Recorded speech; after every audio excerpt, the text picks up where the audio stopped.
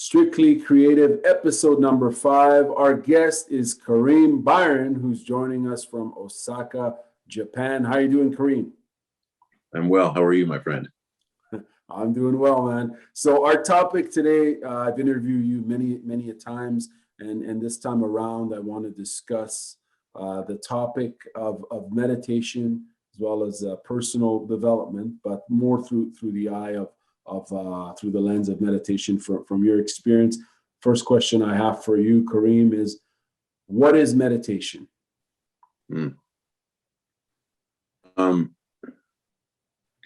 Well, this is before we start, right? I just want to say that, I'm just a person, right? I'm just a human being, or someone going through the experience of being a human being, and through life as it unfolds for me, just like anyone else, right? I've just come to a certain way of seeing things and being in the world that I don't think is exceptional, special. It is something accessible to everybody.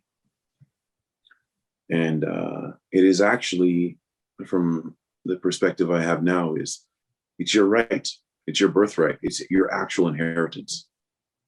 It's what you it's what you are naturally. And in that sense, that's kind of what meditation is. It is the pursuit of yourself as you are naturally, and then to be able to rest and be comfortable there and not be distracted from it. So your actual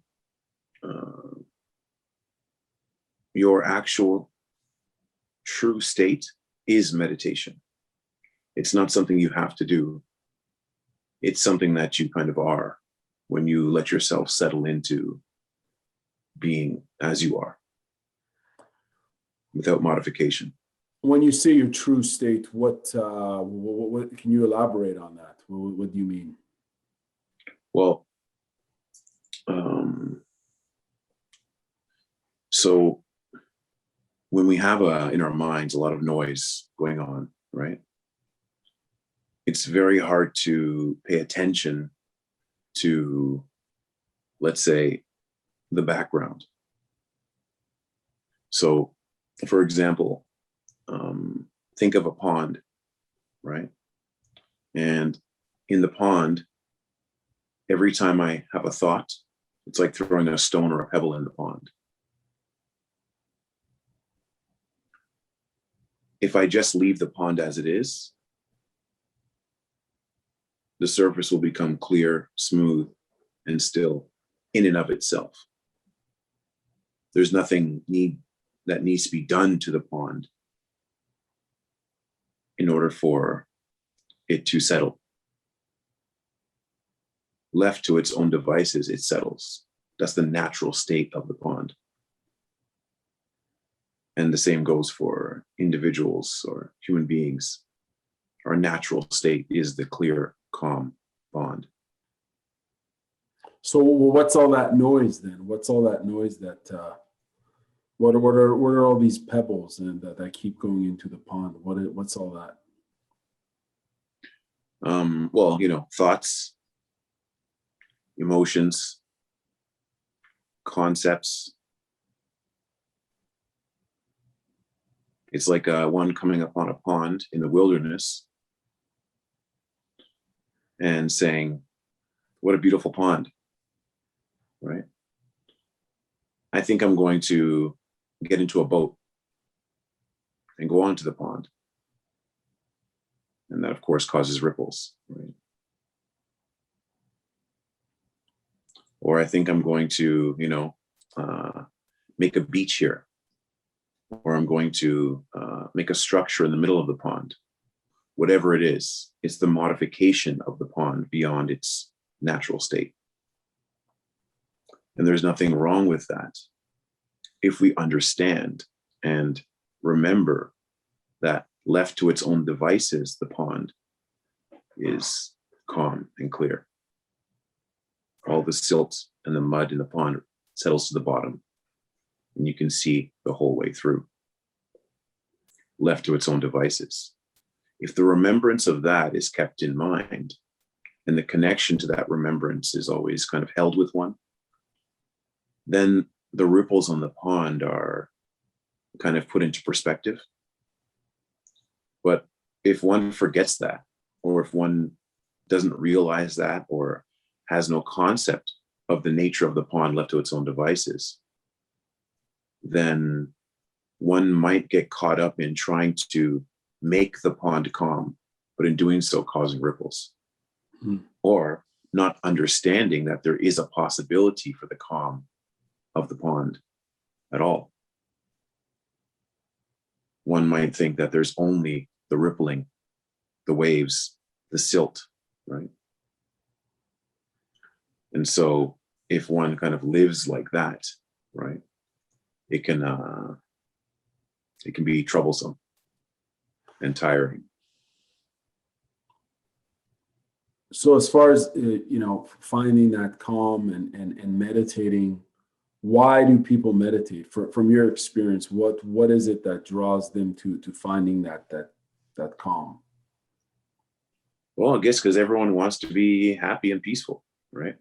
That's it, right? Like, I mean, there's no real way around that, right? Like, right. Even when, suppose I'm going through an experience and someone says something, right, that's like really upsetting, or does something that really bothers me, right? The natural response is to go, okay, right? Everyone does that. Everyone's had that moment, right? Where they take a deep breath in to just kind of, I'm not going to react to this. I'm just going to, right? And so in a sense, everyone kind of understands that taking deep breaths, taking a moment, right? That accessing of one's calmer nature, right, is there. Meditation is just the extension of that moment one takes, and saying, I'm going to make that longer and longer and longer and longer, right? Until, if there's a tipping point, my entire waking life is just one long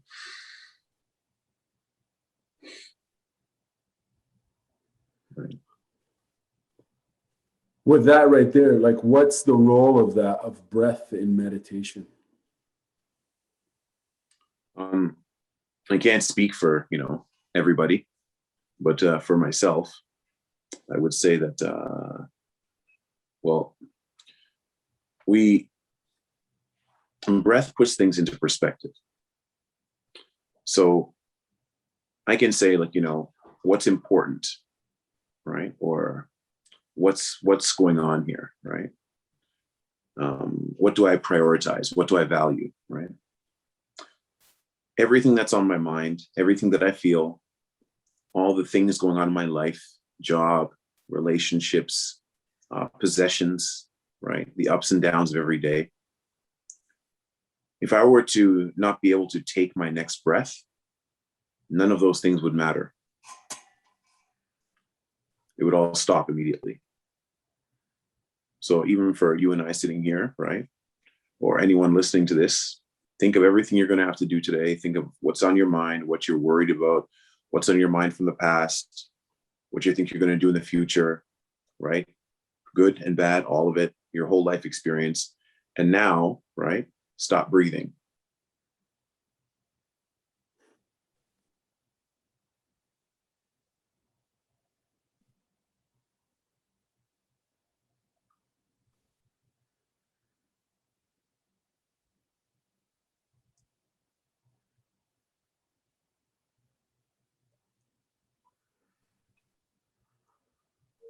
I mean, it goes to show the need for breath, right? If you notice, and if you did stop breathing, you would just find that the focus of your entirety then comes to your next breath. Because you realize without that next breath, none of those other things that you associate your life with are possible. So you live, breathe, you live and think and all those things by the grace of your next breath. It is your ability to take your next breath that leads to everything else in your life. So, understanding this, I give appreciation to that by bringing my attention to it and just being with it. And that's the simplest form of meditation. Just bringing all your attention to your breath and being with it.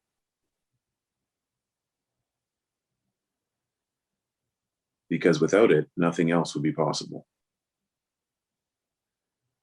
And that puts everything into perspective quite easily and naturally and efficiently and quickly.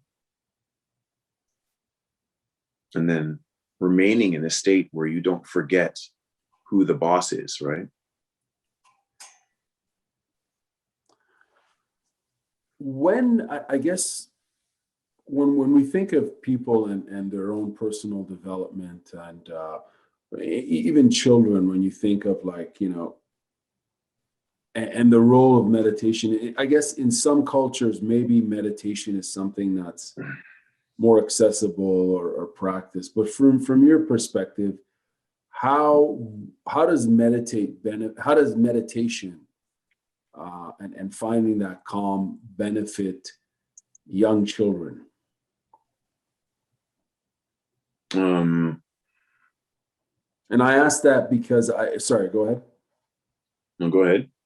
It seems like there's just from some from some stuff I've been reading about that in some cultures, I think meditation and the role of just finding that inner calm is more widely exercised. And in this day and age, we're seeing this need now to find some peace of mind and to find that balance with all these stressors and anxieties that are out there. And I guess what I'm asking is, particularly when it comes to, you said that it's within us, paraphrasing here, do children have that ability to meditate? And if so, how does it benefit their development from what you know of meditation? So you'd say children have maybe less on their mind. They have less things to worry about. The constant stone throwing into their pond, so to speak, is usually done by the people around them, as opposed to self-generated. As they get older, they learn how to throw stones on their own, right? But when they're younger, they're kind of naturally not doing that, right? And so in general, children are happier and freer, right? Because they haven't, unless something, traumatic happens, they haven't lost that connection and the remembrance of the pond as it is. Right? So, maybe they can fall into meditation a little easier than an adult because there's less hoops to jump through. There's less things to let go of. And that can be helpful. Actually, most spiritual paths and their kind of out branches, which come in the form of religion, they're just meant as ways for you to kind of let go of things and, let things be, forgive, love more, right? Surrender, right? All these things that religions preach, right, are just meant to be aids to help one be still enough to let their pond come to rest. They're kind of all roads that lead to deep contemplation and meditation. They're meant to lead you there, right? They're not meant to be these things that kind of like go outwards into the world and change things, right? although that's what they might have become. It's more meant to pull one back, right? To being able to sit down and be still and calm themselves and meditate. And a world in which more and more people are doing that would have the effect of making the world a better place. Right, and it's about I suppose that inner work that you're speaking of, that inner journey that people do, and the reason, like in terms of the kids, I think I was reading an article about how they're in some places they're starting to introduce yoga and meditation to young kids as a way to kind of just lower their anxiety and enable them to focus and just enjoy the process and doing that inner work. How over the years, Karim, how has meditation guided you in this sort of in this path that you're on and this inner journey? So to kind of like address the previous question as well, is that a lot of people are trying to introduce meditation for children, right? Right. But like I said, remember, children, unless something traumatic is happening, they're not in the habit of throwing stones themselves. So it's great to kind of introduce meditation to children, but I think we would see much better results in children and the world if, in reverse, the focus was on adults meditating and children being raised in houses where adults meditate. This focus on, getting the children to meditate and things like that. Whereas it's fine. It seems like we're kind of passing the buck and saying, yeah, kids, you need to meditate, right? But actually, if there were mass programs that were having adults meditate, I think the children would be fine.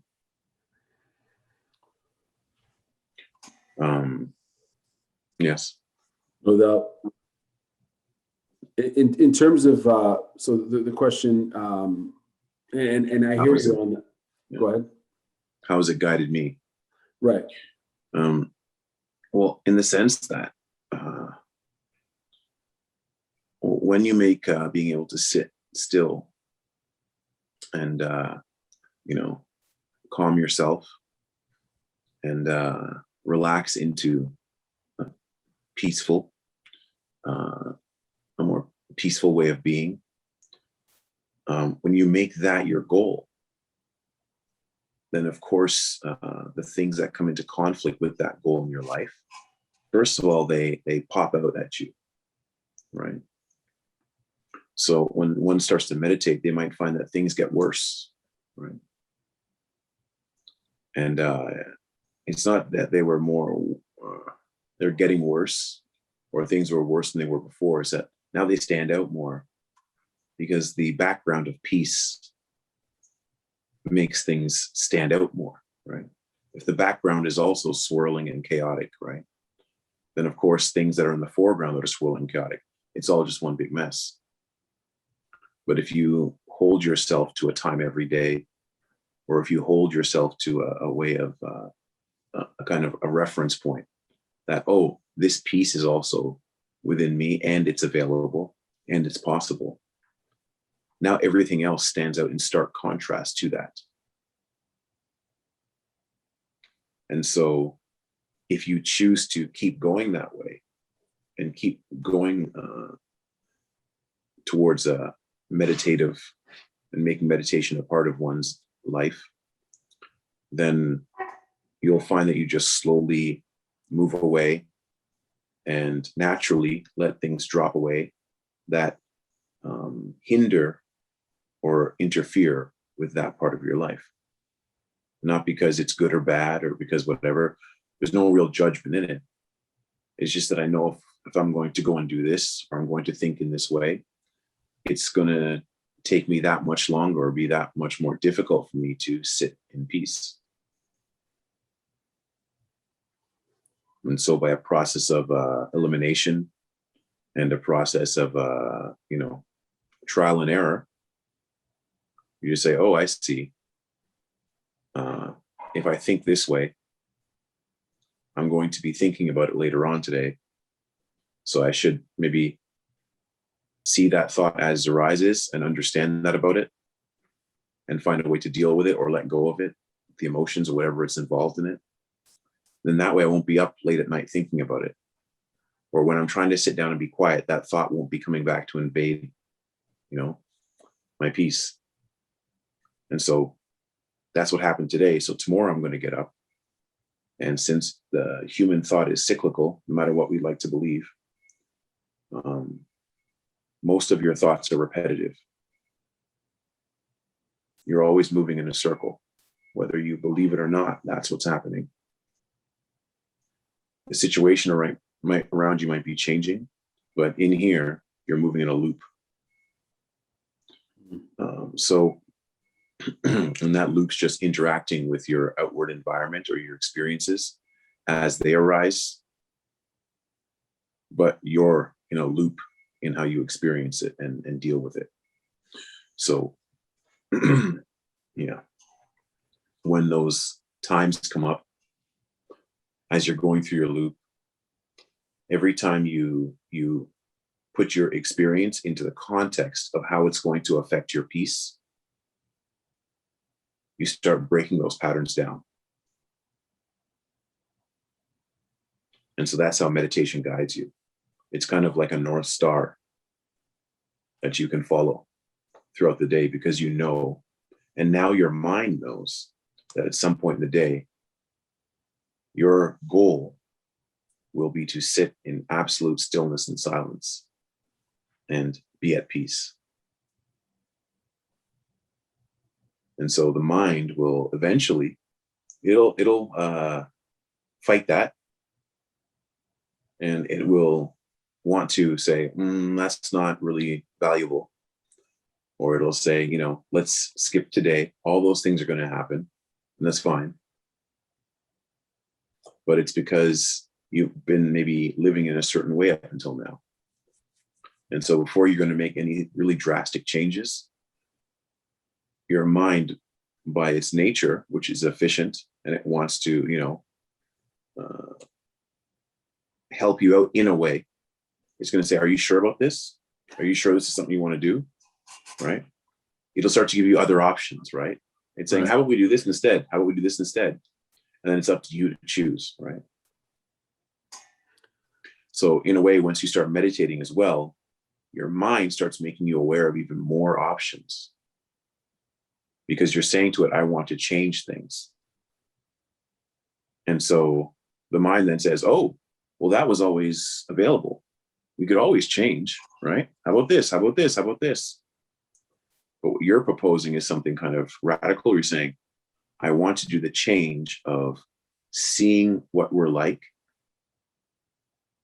without any modification at all. What are we naturally? Completely hands off.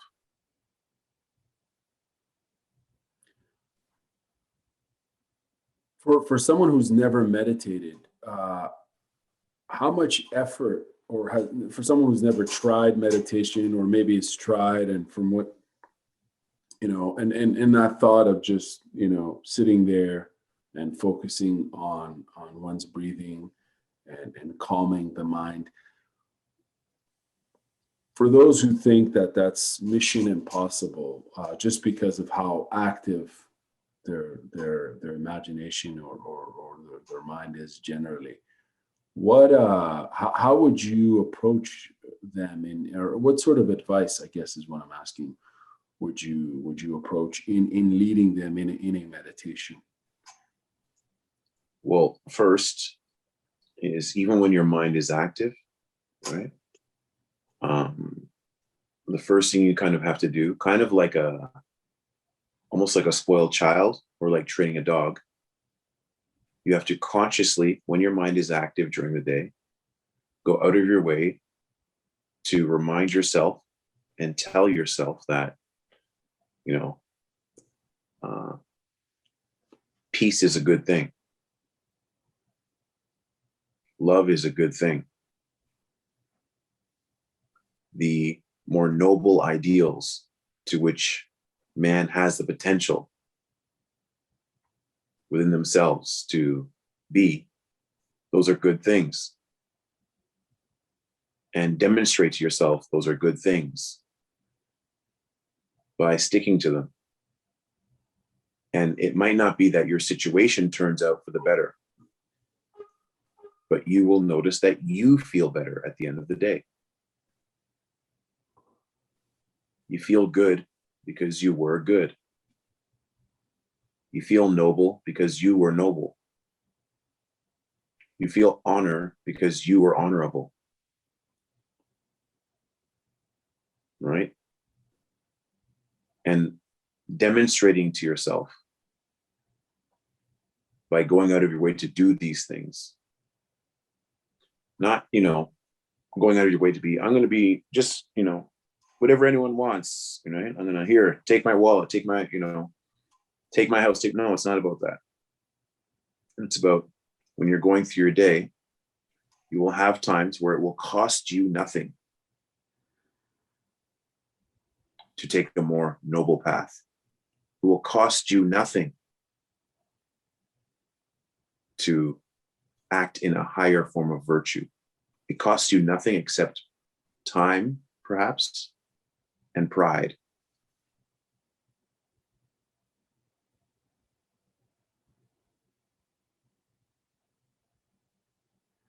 You must, in those times, do that deep breath and do the right thing, so to speak.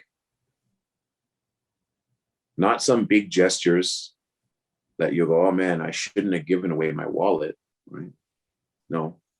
Things that will cost you nothing, and you will know what they are, where you could just let something go or do the right thing even though no one's looking, or be the bigger person, as they say, right?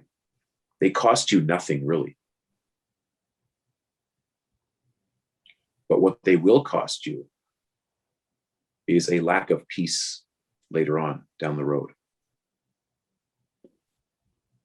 And so you must kind of move into a way of seeing things where you're like, well, I'm going to do this, not because it makes sense to my constant, plus and minus machine going on up here. How is this going to benefit me? Or how is this going to not benefit me? Because it's just the right thing to do. It really costs me nothing in this moment. I got to take a deep breath and consider before I do it, because I wanted to just react. You will find that if you start to do this with small things every day, it will accumulate. Some days will be better than others. And it will greatly help you when you sit down to meditate now, because there will be a sense of well-being that comes from being well as you move through your day. Right? And so the meditation process, you can kind of sit into it a little easier. And this is where, all spiritual paths and religions talk about, right? First, you got to start by holding yourself to a code or some kind of discipline or some kind of, be a better person, right? Because this will help you when you sit down now, because there'll be less things kind of disturbing your pond. Right? But when it comes to the practice of meditation itself, the easiest thing you can do, right, is just like we were sitting here, breathe deeply. Breathe not from your chest. Breathe all the way down into your belly. And let yourself relax.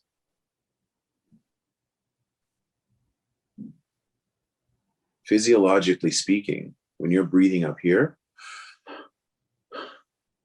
right, compared to when you're breathing down here in your belly, when you're breathing deep from your stomach,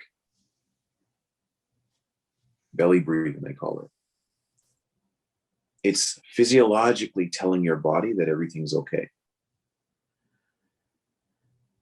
So just talking about like the body, no like, crazy mind and spirit stuff, no.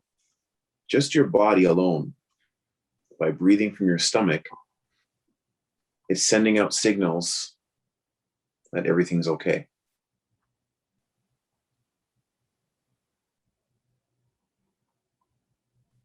So focus just on taking deep, soothing breaths.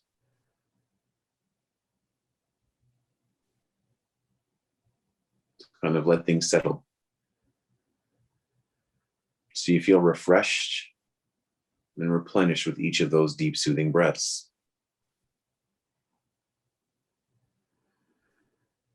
Don't try to stop your thoughts. Don't try to do anything. Just take deep, soothing breaths.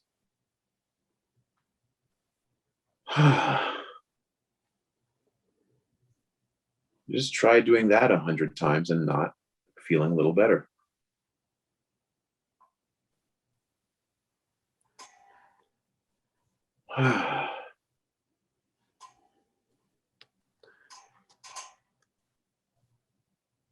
Now, from the people you've coached, as far as meditation, if I can ask, what are some of the feedback you've heard from people's experience and going through the motion of calming their mind and focusing on their breath, and instilling that sort of practice on a daily basis? What are they telling you? Well, the first thing is that there'll be a kind of friction one feels when it comes to just remembering to meditate. The mind will find a way to kind of slide away from the remembrance of being able to sit down and do it every day. And so for a lot of people, just the remembrance to even once a day sit down and meditate is a challenge, and that's fine, right? The next thing is that, okay, I do sit down to meditate, right? But when I do so, I feel like there's too many things going on, right? Like the people or person that I'm living with is too noisy during that time. I can't find a quiet space to meditate on my own. That's another thing that comes up a lot, right? Another thing is that I can't find the time, right? Because I'm very busy. I can't find the time in the day to kind of get a few moments alone to meditate. Those are just like the preliminary things that always pop up at first, right? Right. Then once you can sit down and hold yourself to a time in practice, then the next thing comes, it seems my mind gets noisier now and I can't make things quiet. And all sorts of things start to come up, right? You mentioned the discipline earlier on in terms of one's habits. How, for you personally, what's your routine like as far as meditation, if you don't mind me asking? And how much of it is discipline in terms of being on it continuously every day? Well, now, in the morning and in the evening. So once in the morning, once in the evening, and then if I have time during the workday, right, sometime during the day. And more recently, well, you see, as one wakes up, right, you could say there's a short meditation that happens now. So as I wake up, before my mind starts racing,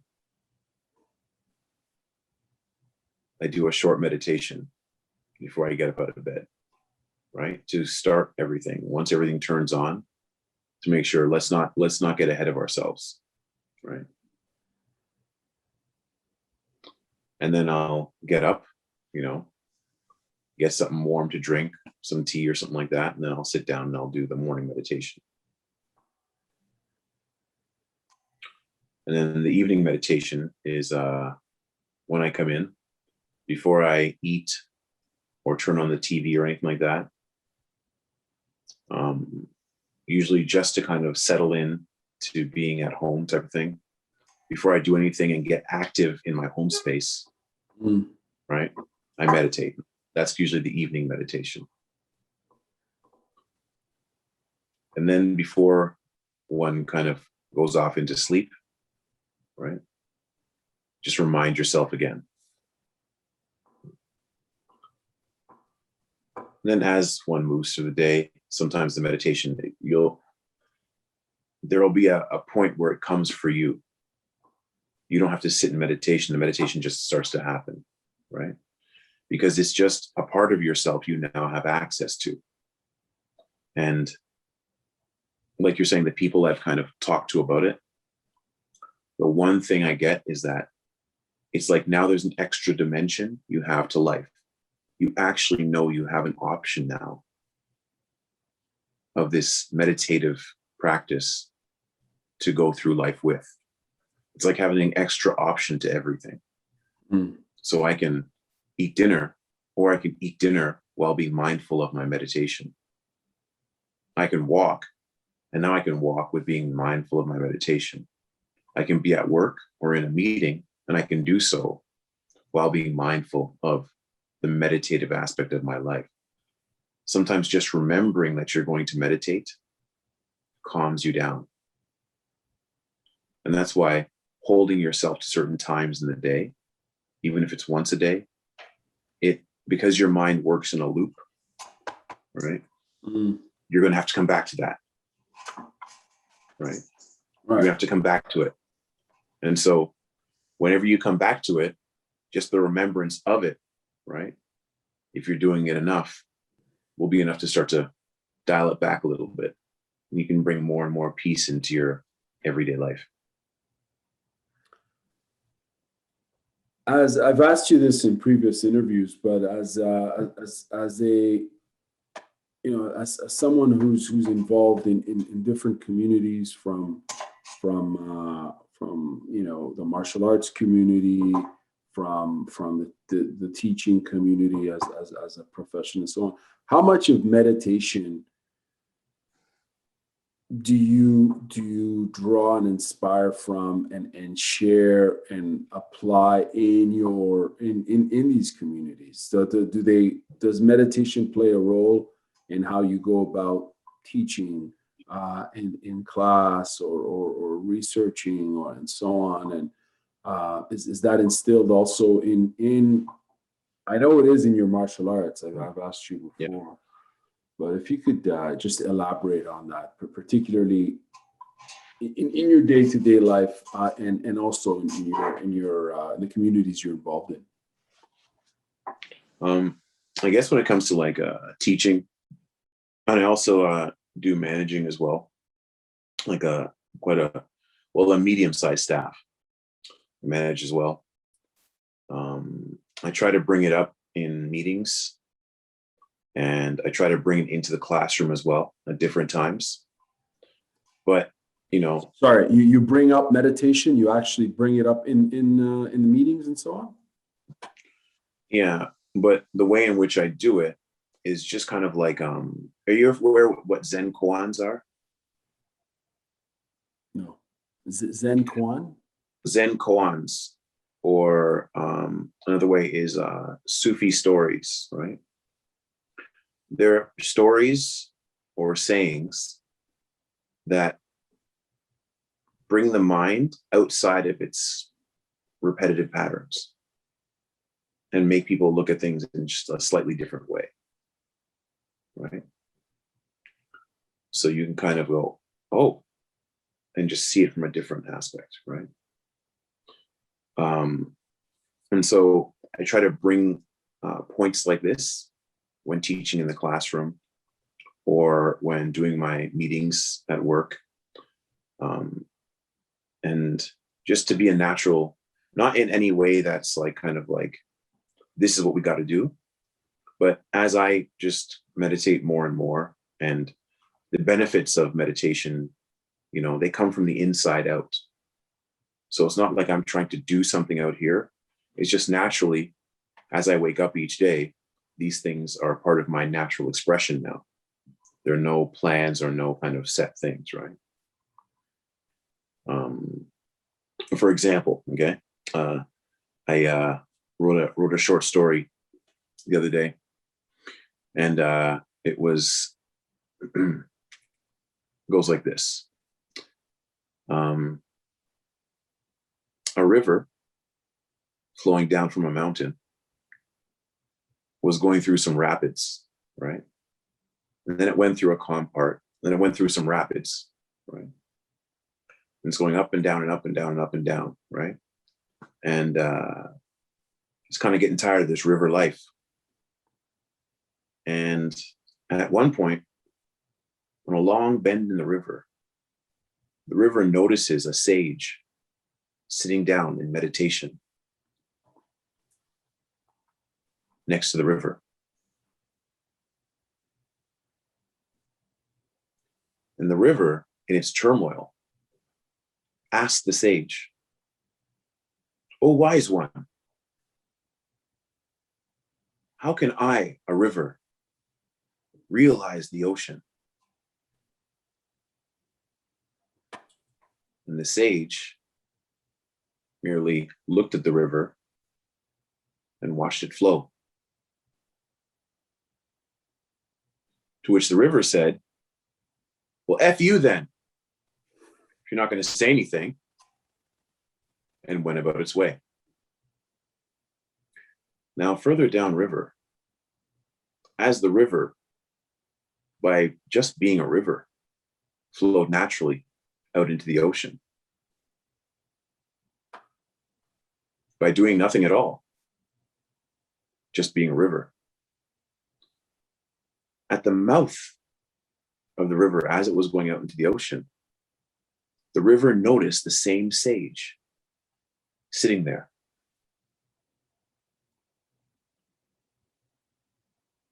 With the same calm expression on his face,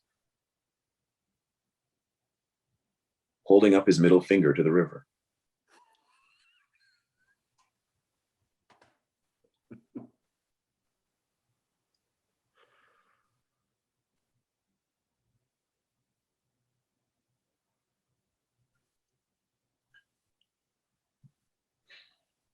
Much of life's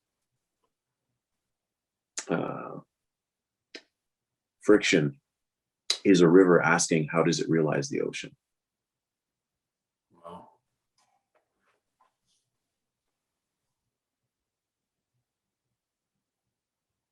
The inability to sit back within oneself and be at peace within oneself.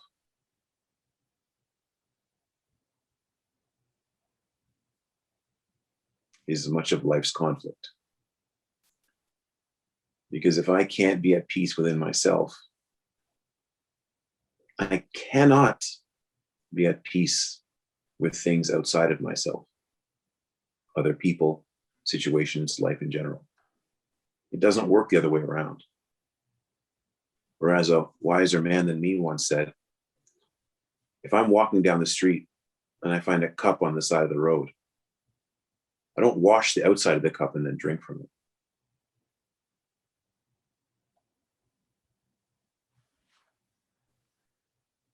I wash the inside, and then I'm okay to drink from it. No matter how dirty the outside of the cup is, if the inside is clean, I'm fine drinking from it. Why is it that we, in general, spend so much time cleaning the outside of our cups and being confused that the water don't taste right? It's a habit we have. Outside cup washing as opposed to inside. So it's like happiness and inner peace is an inside job. Right. Yeah. I really like that story you wrote there. Do you write a lot of these stories? Yeah, I'll just sit and sometimes when I'm meditating for a while, a concept will kind of pop up.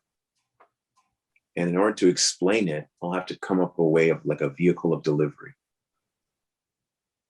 And so sometimes that's how I will. Sometimes it's poems, sometimes it's short stories, sometimes it's just writing, just to kind of find a way that it's deliverable. Right. You know, because there's, I don't know how many billion people on the planet, and everyone's got a different take on what's going on and, you know, on themselves and other people. So, you know, to make things of greater service, it's better to make it as accessible as possible to the greatest number of people. Most times. I've been telling you, like, we've been talking for years, and it's like, I think more of these stories and sharing that knowledge. I mean, it's really valuable for, like, I'm still thinking about that story, and I'm seeing an animation. I'm seeing, you know, I'm seeing the purpose of and the intent of the message there in different formats. But I think it's great, man. I think there's a real need for this sort of reflection. What is some of the, why do you do this? I guess is, well, what's the motivation of being of service and of sharing your own experience and you know, and coaching others, if it's in the context of just, you know, people you speak with who are looking for some guidance, or if it's your you know, you're within the martial arts community or in your profession, what motivates you to share? Well, just like any other, like, you know, like someone say who like goes on a diet and loses a bunch of weight, right? Or does some kind of sport or exercise that changes their life, right? Right. That person then wants to turn around and tell everybody about it, right? Not that everyone receives it, but they just want to tell everyone about it, right? And it's the same thing with this. It's gratitude. Like, I'm very grateful for what meditation has done in my life. And also, I can't even believe it, right? I can't believe it. This is great, right? Everyone should try this, right? That type of thing. And also a deep sense of compassion. Compassion and gratitude, I guess you could say, are the greatest motivators. Gratitude because what one gains in meditation, it never stops giving. It never stops giving. It's endless. Or as Lao Tzu wrote in the Tao Te Ching, right? The beauty of the Tao is that the deeper you look, the deeper it goes.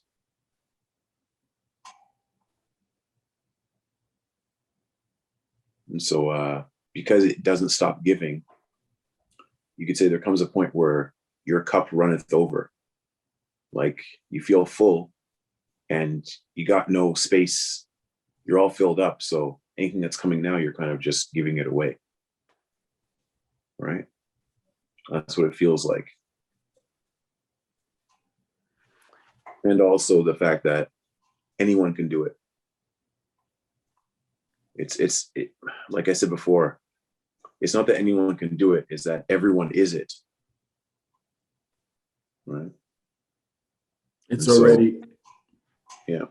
Sorry, go ahead. So, like, you know, anyone that's a, you know, a regular human being, if you see someone struggling with something, or you see someone suffering, right? Everyone tries to give that person advice based on their own life experience. So someone might say, you know, if they're a fitness enthusiast, you should hit the gym. You'll feel better. Because that's their take on it, right? Or another person might say, you know, you should try going vegetarian, right? You'll probably feel better. That's how I dealt with this problem, whatever. Or you should try this self-help book. Or you should try gardening, right? You should try, you know, traveling. whatever it is, everyone kind of comes to the table with their own take on how to help someone. And I'm just saying that this way, meditation is something that doesn't take anything, doesn't cost you anything, doesn't require anything. The only thing that's required is you. And you can do it anywhere, anytime, eventually. And it'll help everything else. You just got to put time into it. What are some of, Karim, what are some of the, from what you've seen, misconceptions that some people have shared with you in regards to meditation? What do you mean? Like, yeah, so in trying to share this accessible form of I see what you mean. Well, I guess the biggest thing is, like, through the ages, there's always been people that say, you should do this and how do you got to live your life and all that stuff, right? And so, the biggest thing is, like, there's the impression that I'm trying to preach to people, right? Or that I have the answers or something, right? Sorry, I okay, I'll let you continue, but I have a follow-up. Go ahead, please. And so the difference being is that I'm not trying to really preach to anybody, because, like, everyone's just, what I found is everyone's receptive in different ways. So some people, they're not receptive at all, and I'm fine with that, right? And some people, they go, wow, okay, that means I got to follow you, right? And I'm like, I'm not fine with that, because it's you. It's nothing I have, right? Or, nothing I have uniquely. It's you, right? You don't need anybody for it. I can, like, say, hey, it's there, right? Inside of you, but only you can pick it up. And that happens in its own time. I can't walk around telling flowers when to bloom, right? But I can, right? If I see something, I can pour some water here, right? I can cut a weed when I need to, but I can't go around forcing flowers to bloom. That's just wrong. And that robs the flower of its own unique beauty.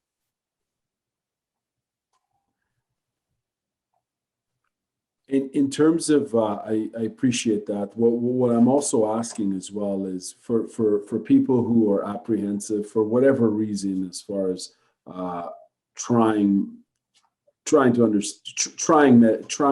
meditate, excuse me, but also explore that this journey inwards.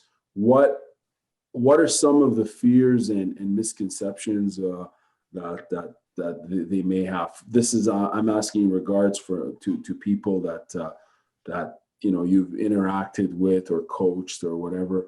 What are they, when people hear meditation, what are some of the misconceptions that come to mind? Some people think it's like a form of, like, I'm going to have some mind control power, or some people think I'm going to be able to, like, leave my body, or I'm going to be able to, be strong and dominant in any situation. It's like strength of mind and all that stuff. Yeah. Right? Those are some of the misconceptions about it. But all of those things are just stones in the pond. It's truly just, think of this. Your mind is constantly grabbing onto things, and then grabbing to the next thing, and then grabbing to the next thing, and it kind of takes it and wants to look at it, wants to analyze it, wants to understand it, it wants to say, what is this? But question, who's the one looking at it? From what perspective, right? Like I was saying before, so suppose I'm a miner, okay? I'm digging for gold, okay? And I pick up a rock. My mind picks it up. I'm looking, okay, what's the content? Where did this come from? Is this gold? You understand? And now, right? Suppose I'm not a miner, right? Suppose I'm a, I don't know. Let's think of something here. I'm a rock collector. I pick this up, and I might be like the miner, saying what this is, but I'm not looking for gold. I might be looking for something else. This might be gold right here in front of me. But I'm here to gather quartz today. So I'm like, worthless. Whereas the miner's like, oh, this is the most precious thing ever. Right? Whereas a child might walk up and go, huh, never seen one like this before. I don't know if it's valuable or not. Right? So when our mind grabs onto stuff, right, it looks through and analyzes things and holds on to things based on what we're valuing, based on the perspective we value. And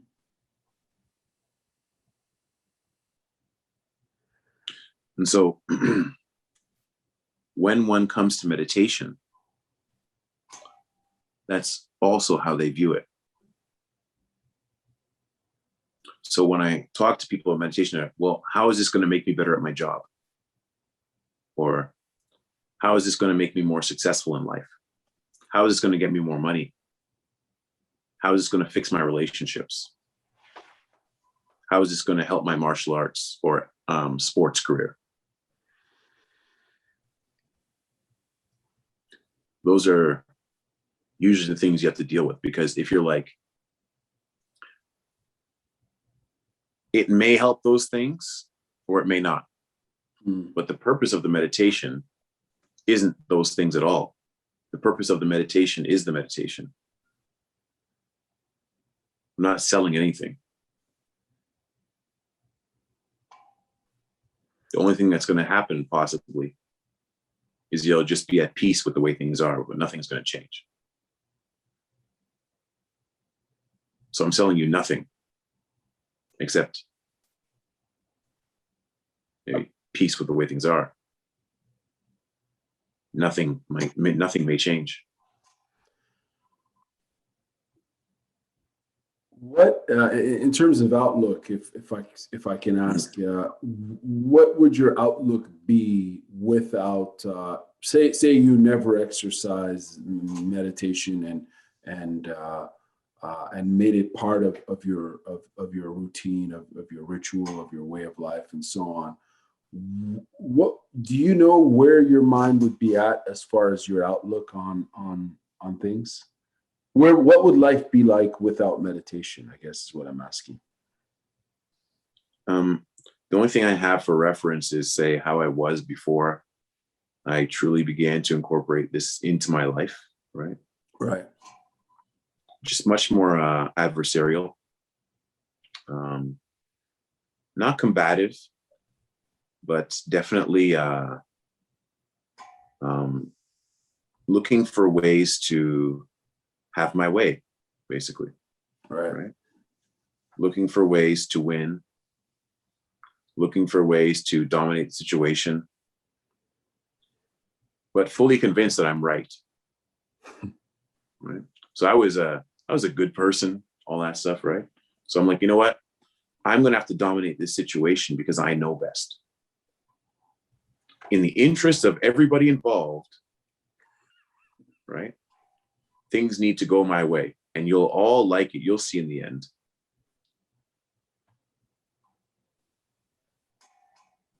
That's hilarious. I love the honesty there. There's some raw truth for sure. It's interesting to hear that it's giving you this sort of outlook. Now, what keeps you inspired and happy? As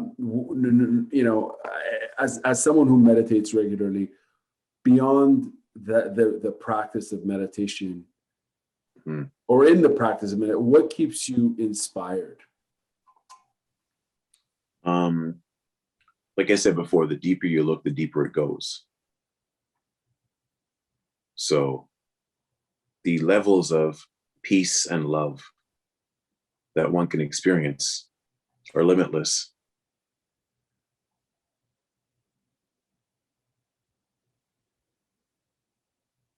Limitless. The levels of everything else you can experience out here through the manipulation of the physical world have limits, have friction, are forever out of your control to a certain extent. But when you look within,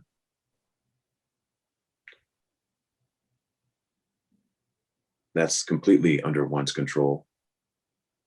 And you can do it wherever, whenever. And the love, the peace love, I call it the joy, one can experience is limitless and abundant.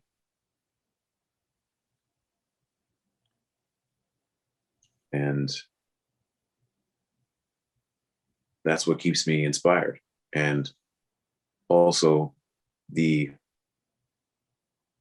understanding that it's there for everyone equally. And now, if you want to say what keeps me engaged, is probably a better word, is trying to think up ways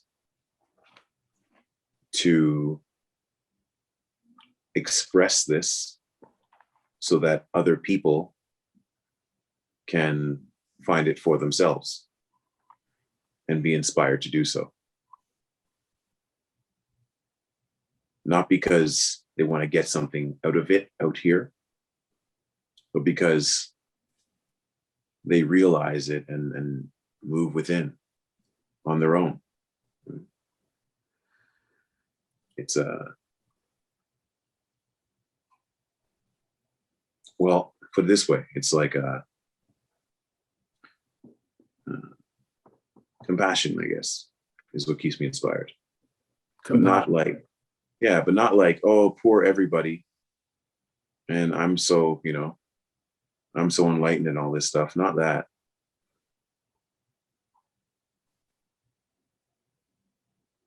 It's that it's just there. Just waiting. Right? It's more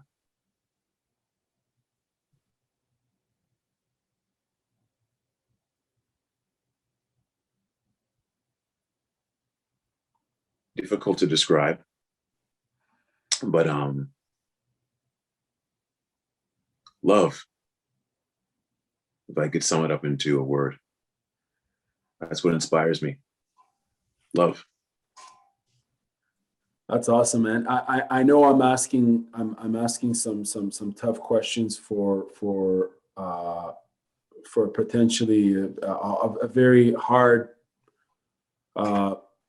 thing to explain, I suppose, right? It's if people haven't meditated or tried it, it might not they might not, and there's a whole journey, I understand, in that, as you're saying, it's continuous as you've experienced it. Karim, where I have two questions left for you. Where, for people who want to start out and exercise their ability to meditate, for people who want to, what advice do you have? Like, is there a particular book you recommend? Is there a particular practice? And I know you said it's accessible for everyone, meditation is, but for some who may want to start in a particular way by just informing themselves, what do you recommend? Well, there's so many ways to go about it that, like, I don't want to say one is better than the next.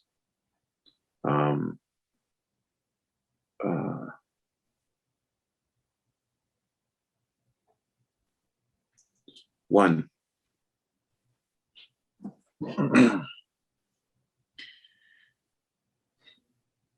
one must kind of come upon the concept, and this is the radical part of it, is that it's free and it's free, which means it's free in that it costs you nothing. It's readily available. And it's free, which means it adheres to no conditions and boundaries. It's free and it's free. And so are you.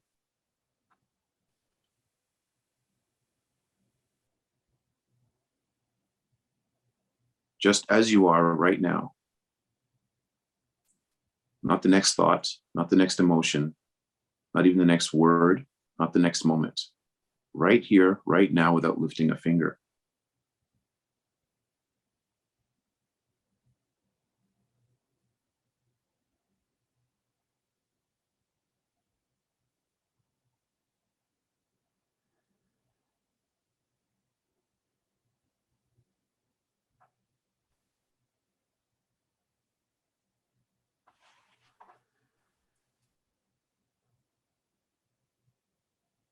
Can you just be?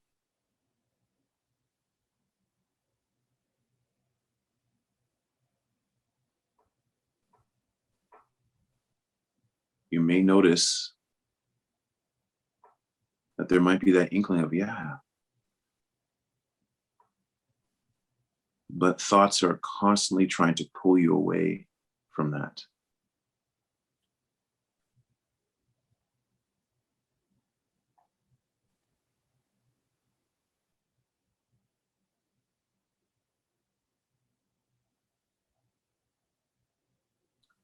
I came at this being brought up Christian.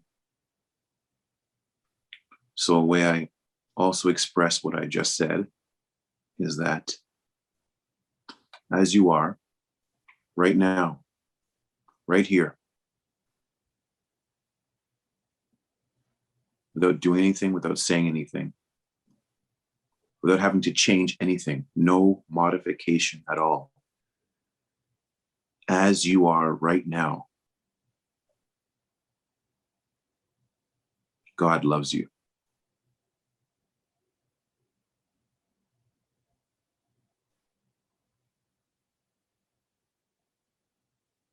We have but to accept that.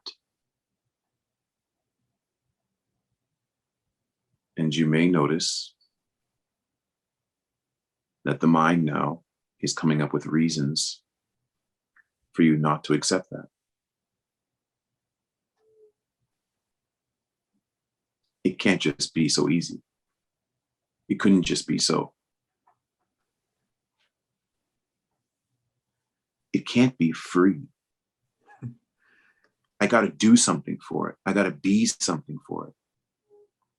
I've got to become something. I've got to stop doing something. I've got to change something.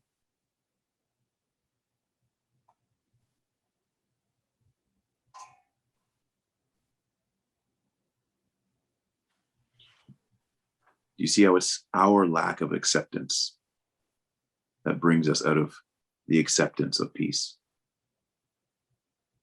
and love. Because we can't accept things and ourselves as we are right now in this moment.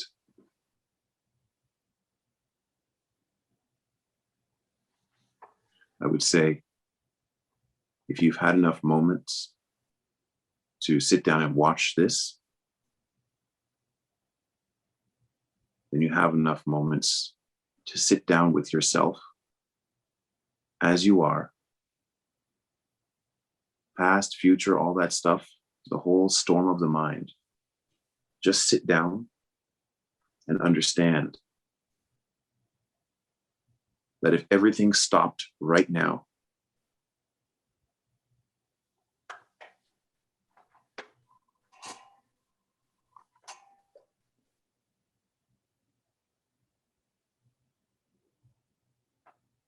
became absolutely still and quiet. Everything just froze.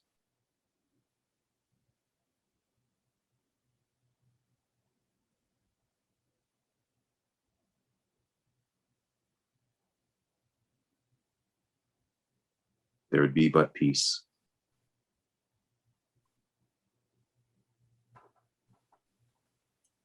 And that peace is the background which all things in your experience come and go, rise and fall.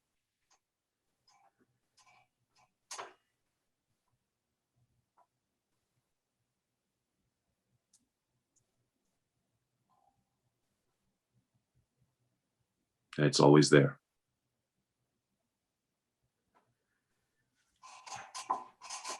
God loves you as you are right now, with no judgment.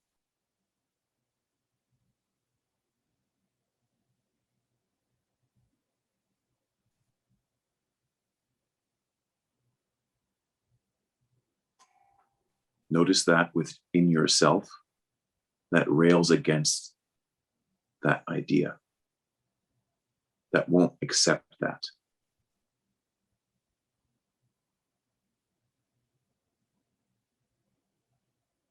For if you could,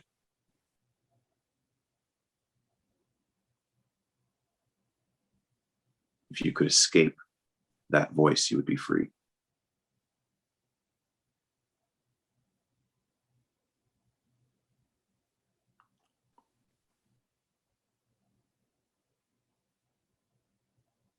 Become aware of your captor.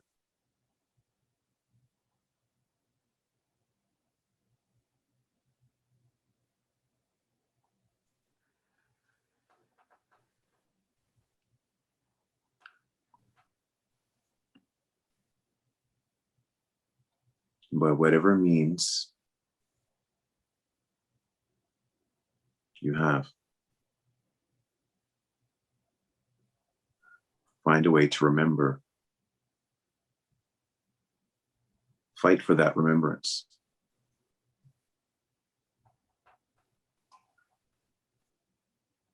Live for that remembrance. And be the remembrance of that for other people. And everything will take care of itself.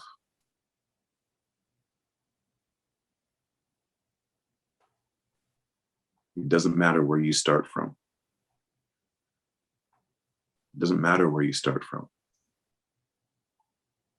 There are 7 billion plus people on the planet, which means that there's 7 billion plus starting points.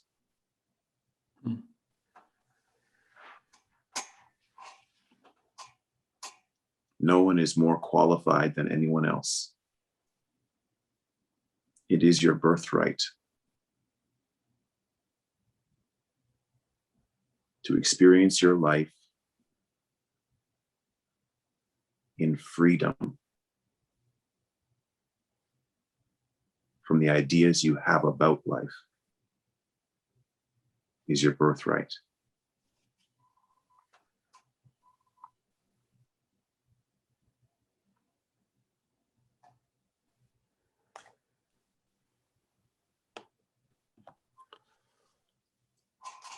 Now, Karim, where can I thank you for that. Where can we find you online if someone has a question that they want to ask in regards to anything really? Where can people reach out to you? I'm not actually operating in such a capacity. Most of what I do is just, like you said, I just bump into people, or the people that I kind of come in contact with, right, as I move through the experience of life.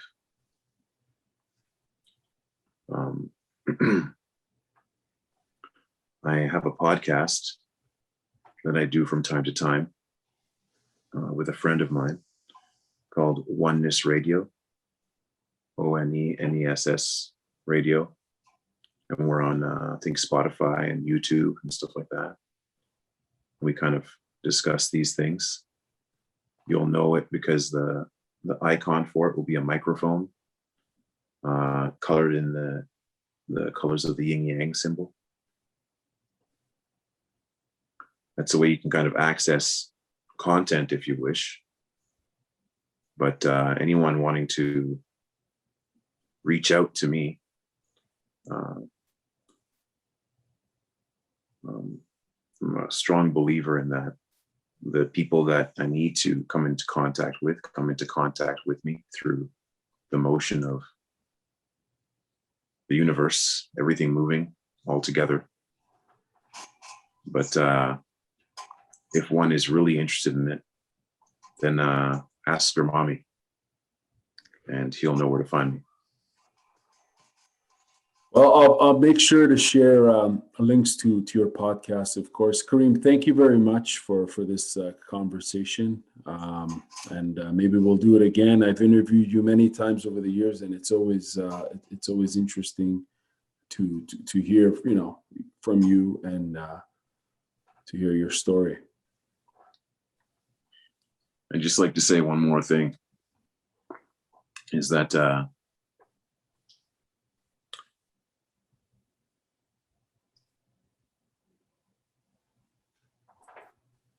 there have been, in general, right, in the world right now, two big paths, you could say,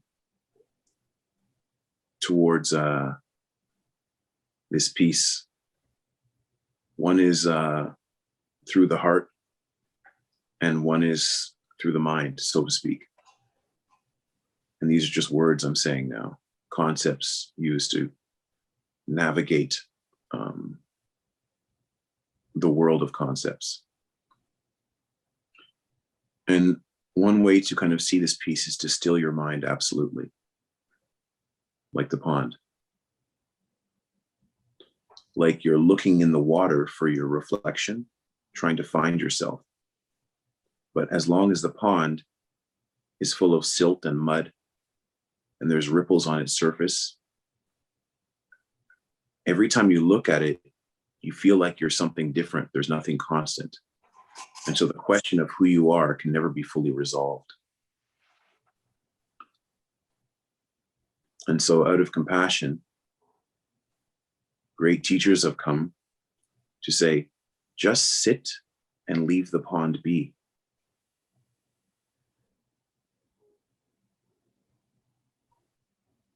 And in time, your reflection will be clear in the clear pond with no ripples. Just leave it be.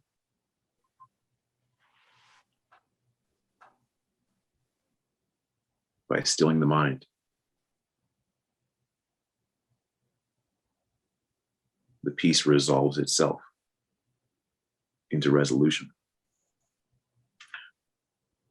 And there have been other great teachers that say the path of the heart, which is that love, unconditional love,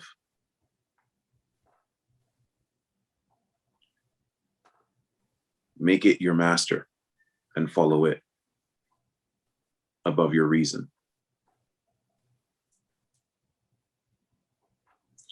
Is another way to, as opposed to making the mind still, jump over it completely.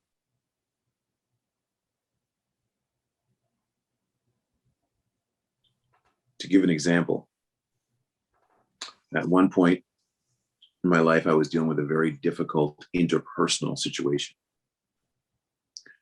And me, trying to be a meditator, was trying to resolve it in so many different ways, by trying to be peaceful, by trying to do this, by trying to do that, making overtures, going out of my way. And I kept trying to figure it out and figure it out and figure it out. But no matter what I did, unconditional love for this person, I couldn't make sense of it. And unconditional love for the world in general, this task that's been laid down by these great teachers, unconditional love, I couldn't make sense. I was trying to figure it out. I couldn't make sense of it. And on the morning, I realized that it just doesn't make sense.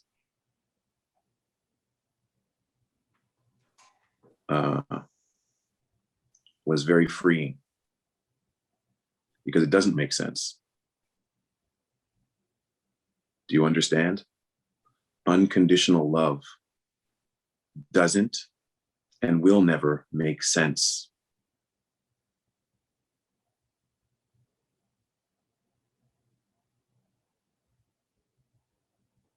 It's outside the bounds of the mind. If you follow it, it will lead you outside the bounds. So for everyone out there trying to reason and figure it out, I say again, unconditional love does not make sense.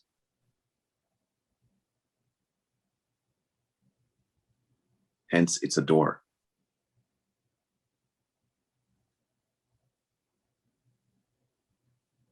To somewhere beyond your reason.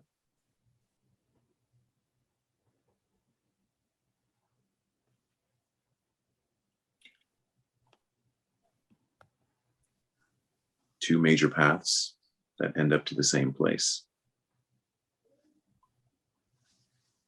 And there's probably 7 billion more. It's you. It's you. That's all. Thank you very much, Karim. It's, I think, 11, it's noon over there, isn't it? I don't know. I stopped checking my watch a while ago, my friend. Thank you again for your time and insight, man. This has been awesome. Have a wonderful day, and speak to you soon. You too.